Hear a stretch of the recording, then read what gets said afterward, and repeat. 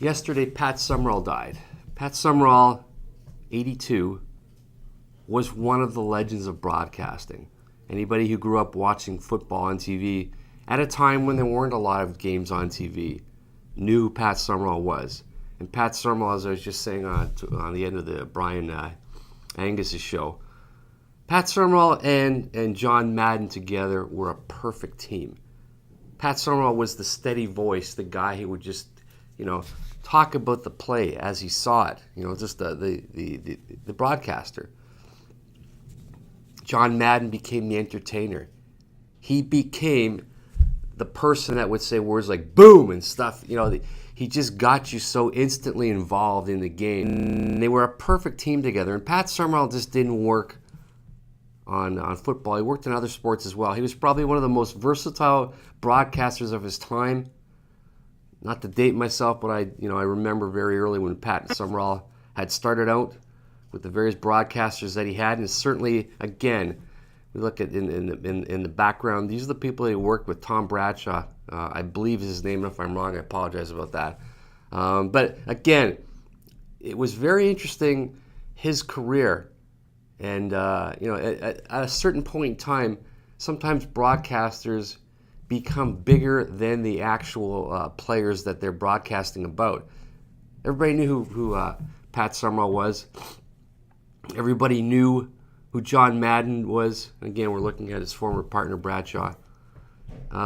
Just very, very an interesting person for his time.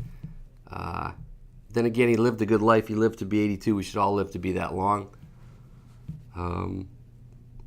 It is funny because, again, the day before that, we're talking about lives that have been lost or ruined. An 8-year-old boy who dies. Here we have an 82-year-old man who dies. He had lived his life. An 8-year-old boy who never really had a chance to even fully experience what life is about. And I guess that's what life really is about. The victories, the defeats,